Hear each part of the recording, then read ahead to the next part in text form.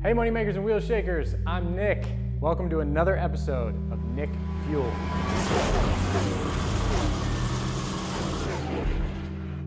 On today's episode, I'm featuring one of the coolest mistakes I've ever made in the car business.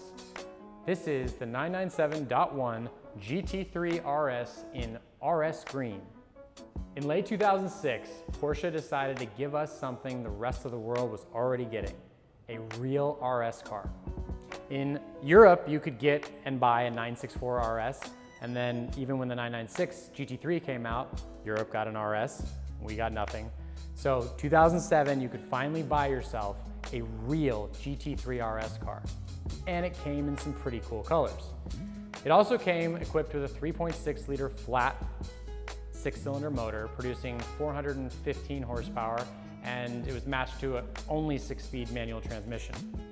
It was rear-wheel drive. All the cars came with the wide-body fenders like the turbos, which is really cool because it gives you that wide stance, but you don't have the big holes in the fenders. The 997 RS was a track-focused driver's car. Sure, you could get it with full leather and PCM, and it had Porsche's options, which could go up to about 160 some odd $1,000, but it started at a base price around 130 grand, and honestly, for the money, it was unbeatable. It was fast on the track. You could drive it home and drive it to the track on the weekends and beat up on everybody there. It only came with a manual transmission, which in today's market makes it very, very rare. The RS is all about sport and track. So they lighten the car up. They put a huge carbon fiber rear wing on the back. They put a more pronounced front bumper and wing spoiler that you scrape pretty much everywhere on earth when you're driving it on roads, but it does help with downforce and clears the air to go under the car. The car came with a different steering wheel, and it came factory with the sport seats. There wasn't an option for the regular seats. What's strange for me is that in 2008, you could get a GT2 with the carbon buckets, but the 997 RS never came with buckets, to my knowledge. Maybe there's some cars spec'd out there with them. So you've got this really road track focused sports car, but the seats are, they're the same as the 997 Turbo. They're not great. The car is all motor. There's no forced induction. And Porsche does this best. They make fantastic turbo cars, and they make even better naturally aspirated motors. This car redlines at 9,000 RPM.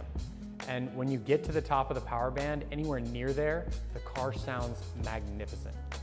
As brilliant as this car is, there's always a few quirks. And for me, it really starts inside. I personally love music, and I like to listen to my music. And nowadays, we pretty much use our phones to connect to, or use an iPod of some sort. And in 2007, 2008, the infotainment system was junk.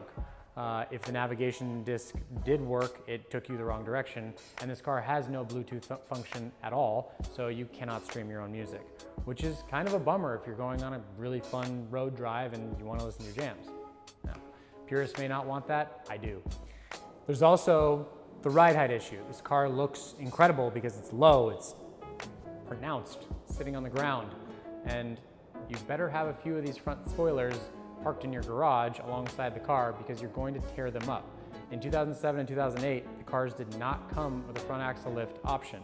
So sloped driveways, curbs, speed bumps, things that might get in the way of the front end, you're probably gonna hit it. You have to be really, really good. And I'm really good and I still hit it. Then, in case you weren't sure what kind of car this is, Porsche gave you the option to write it all alongside and just say, hey, I'm a GT3 RS. There was an option to have a graphic delete. I personally don't like graphics on cars. I think it's tacky, but because the color on this car is so loud and so bright, I think that the graphics actually dumb it down a little bit and contrast with the wheels and the spoiler and the rear wing, and it works. I don't think an RS green car with graphic delete would work. This is the way it should be. Now, I know I mentioned the color of this car is RS green. I personally like to refer to it as Hulk out green, froggy green, or more appropriately, hey, look at me, I'm here. As outrageous as this car is, it's not quite as outrageous as how much money I may lose on this deal. So these cars were kind of like the pop of the market for the Porsche bubble. The RS cars led the charge of overpriced, crazy color cars trading for ridiculous money. And I'm human, so I got on board. And I started to look for the best one I could possibly find, and I didn't stop till I found it. And it's sitting here right behind me. I bought this car from the original owner. The car had no paintwork. The over revs were completely clean. It had never been on the track. So what did I do? I paid everything for it. I saw them trading at auction for high 200s, low 300s. I was like, this car is gonna be a $350,000 car. They only made 25 of them in the United States. So I wrote a check for $255,000. That's a lot of money. It's a lot of money for me. It's a lot of money to tie up in inventory, but I wanted it. And I figured I could do, I don't know, maybe 50 grand in profit. So I got excited. The market has softened up a little bit, and it's going to be a choice. I either have to stick this thing away and just hope that I get back, that excitement over the cars. A lot of people have paid a lot of money for them, so there's not a lot of people there's not a lot that's gonna go on that's gonna completely kill the value, but I think I probably am going to be down a $20,000 or $30,000 hit, which for me is significant. There was one that just recently sold at Amelia Auction. Wasn't as good as this, but sold for right around 200K. That would be a tough pill for me to swallow. So as far as an investment goes, I would not suggest this car at this point. They are overpriced, you're paying for color. If you really have to have this color, you'll probably step up because they're really hard to find. But if you just want to buy a GT3 RS and enjoy the hell out of it because it's fucking awesome, don't buy green. Buy a white one, buy a black one. Orange is even cheaper. Just buy a really good RS. You can buy them for 150 to 175 grand, and I can find you one. I absolutely love this car. It's a driver's car. It's really analog. You can feel the road. The shifts are precise. The car is very connected to the driver. It's the type of car that begs for you to drive it, and as you drive it harder, it just gets better. And compared to today's supercars and sports cars, it's pretty tame. It doesn't, this color's pretty loud, but the car looks subtle. Even though it has a big wing, it has sloping, clean fender lines, and it's not obnoxious. It's also one of those cars that when you get done driving, it makes you want to go out and drive some more. If this thing's parked in your driveway or garage, you're gonna wake up in the middle of the night and just want to find an excuse to go drive.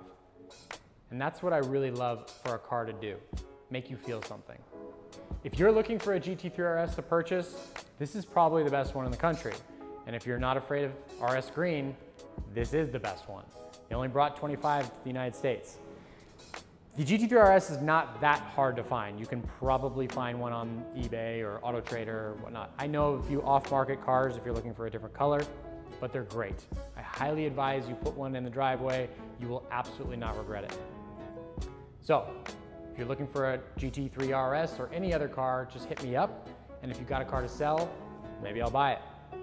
Until next time, I'm Nick, and this is Nick Fueled.